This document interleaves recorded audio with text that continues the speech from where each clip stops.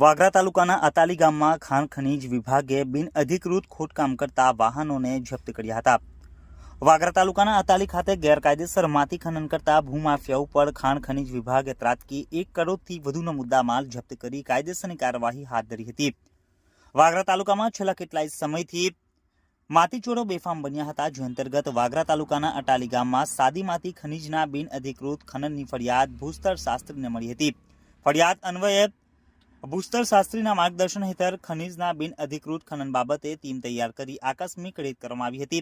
દરમિયાન સ્થળ ઉપરથી એક એસ્કવેટર મશીન તથા 3 જેટલી ટ્રકો દ્વારા પરવાનગી વગર સાદી માટી ખનીજનું બિનઅધિકૃત ખોદકામ કરી વહન કરતા ધ્યાને આવતા ખાણ ખનીજ વિભાગે કુલ 1 કરોડ 45 લાખનો મુદ્દામાલ જપ્ત કરી દહેજ પોલીસને હવાલે કરી કાયદેસરની કાર્યવાહી હાથ ધરી હતી।